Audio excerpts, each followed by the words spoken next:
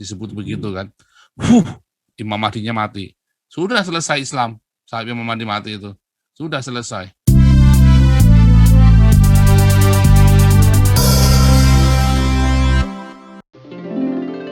Itu bukan cuma nina bubuk, kalau menurut saya itu mah benar-benar apa ya, benar-benar pembodohan ya. Terjadi pembodohan di masyarakat Indonesia, itu ada proses pembodohan, ya kan? Termasuk dengan agama itu tadi kan, makanya saya selalu bilang Islam adalah gigolo kekuasaan dari tante yang gigolo, dari tante yang sange dengan kekuasaan. Islam itu seperti itu benar-benar pembodohan. Makanya orang Papua sadar diperbodoh begitu, marah orang Papua ini. Tadi si Natalius Pigai baru nelpon saya, cuman masih belum berani live bareng nampaknya ya kan. Oke, tapi nanti kapan-kapan kalau Pak Natalius Pigai nanti bisa ya. Kalau untuk masalah Papua dia cukup waras lah. Tetapi intinya kita mau dengar supaya narasumber kita agak bagus. Cuma target saya tetap ini ya, supaya Veronica Koman atau Benny Wenda, kita harus tahu apa yang mereka perjuangkan. Dan sebetulnya kalau pemerintah jujur dan rakyat Indonesia jujur, ya saya yakin Papua nggak minta lepas dari Indonesia. Harus ada kejujuran dulu. Masalahnya udah terjadi kebohongan itu loh. Segala sesuatu, orang yang sudah mau cerai nih, suami istri udah sampai di sidang nih, sudah tinggal ketok palu saja bisa damai loh. Ya, Papua juga demikian. Jangan bilang Papua nggak bisa damai, bisa. Bisa, semua itu bisa, asal semua dengan itikat baik, dengan rekonsiliasi. Masalahnya kan nggak mau, pemerintahnya juga nggak jujur, ya kan? Nah, itu Jokowi itu seperti Petruk yang punggawa-punggawanya kurang ajar, ngangkat tumitnya ke Jokowi. Dan makanya kita harus doakan. Dan ya saya bukan tim kampanye Jokowi, saya nggak urusan ya. Nah, tapi yang penting adalah bagaimana Pancasila itu bisa ditegakkan. Sebab Pancasila itu adalah kasih karunia dari Tuhan Yesus. Masalahnya pendeta-pendetanya juga geblek sih. Pendeta-pendetanya juga nggak mau ikut ini negarakan Pancasila, takut diintimidasi. Nah, semua itu awalnya dari gereja juga. Kan Islam itu akan datang sebagai kutukan saat gereja tidak melakukan tugasnya dengan benar, yaitu marturia dan diakonia. Terus doakan terus, karena memang kalau Papua ini memang saya masih sangat hati-hati sekali nih bicara lagi Papua.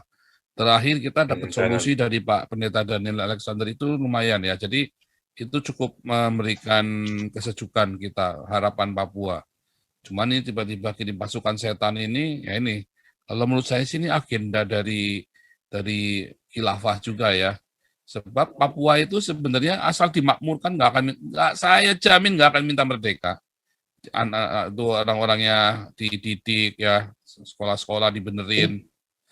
Saya yakin. Pak, KKB itu kan banyak, Pak. KKB itu kan komandannya banyak, tidak satu saja. Nah, ini banyak yang kemarin dijadikan target oleh pemerintah, itu satu, Pak. Yang dijadikan target itu satu, yang di puncak itu. Nah, yang lain-lainnya itu kasihan, Pak. Mereka separatis ini udah ketakutan menyerahkan diri, Pak. Ya, karena sebetulnya nggak niat mau perang, Pak. Mereka itu hanya karena terpaksa, Pak. Ada karena mereka juga miskin sekali. Ya udah sama-sama mati sekalian aja deh. Jadi sedihnya itu yang mereka itu mungkin ya namanya terus dicap separatis karena dia cari makan atau perampok lah ya kan, orang perampok, tukang copet, penjambret, ya kan? Lapar. Iya, karena lapar. Dia tidak karena merdeka atau apa, dia tidak jadi urusan. Iya, saya kok kasihan ya. Nah, mereka belum tentu ngerti konsep negara, Pak. Mereka belum tentu ya dua ya lah, komandan-komandannya pasti ngerti. Cuman kalau yang pengikut-pengikutnya kok saya nggak yakin mereka ngerti konsep negara, konsep demokrasi, konsep Pancasila, belum tentu ngerti, Pak.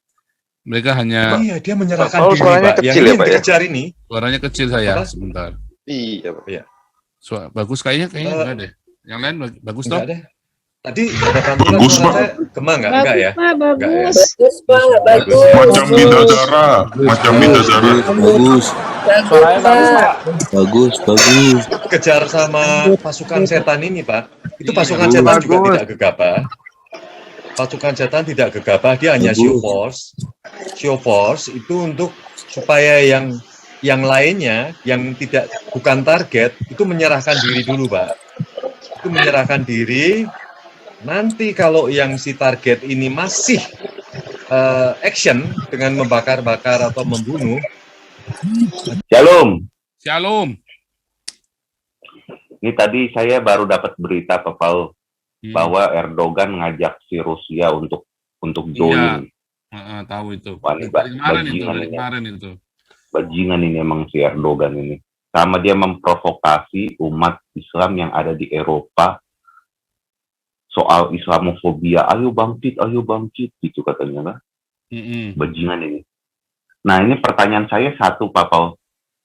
Gog dan Magog itu siapa sih? Apakah Rusia termasuk di dalam Gog dan Magog itu apa bukan ya?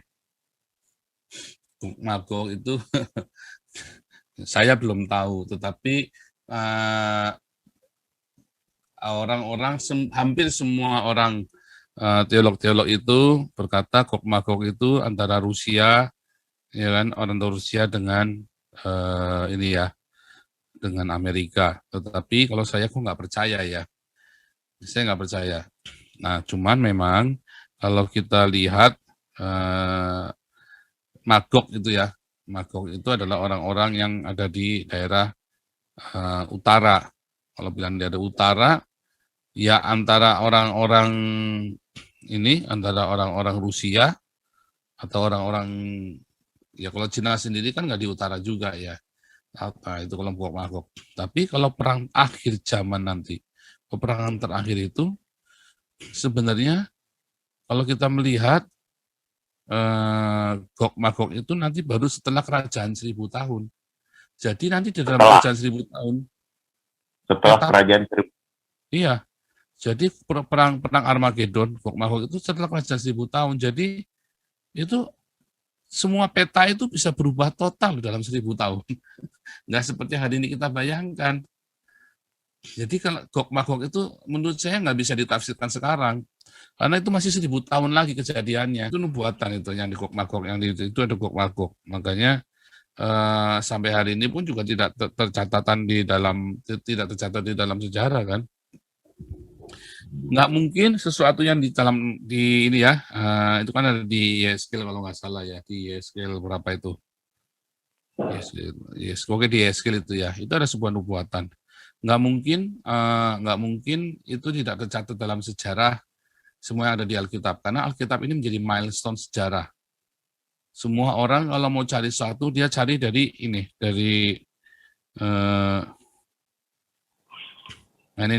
Yeskel 38, benar nih Yeskel ya. Datanglah firman Tuhan kepadaku, hai anak manusia, tujukanlah mukamu kepada Gog di tanah Magog, yaitu raja aku negeri Mesech dan Tubal, dan bernubuatlah melawan. Bernubuat, itu pernubuatan.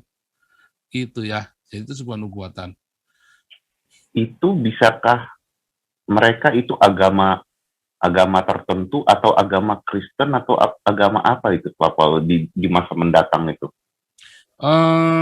Kalau menurut saya nggak cerita begitu, karena itu adalah nanti kan kejadiannya kan di Armageddon itu kan, itu nanti kejadian 1000 tahun. Dalam kerajaan 1000 tahun itu sudah nggak ada agama Kristen, agama apapun, karena Islam sendiri musnah di zamannya sebelum 1000 tahun, sebelum kerajaan 1000 tahun, Islam itu dimusnahkan.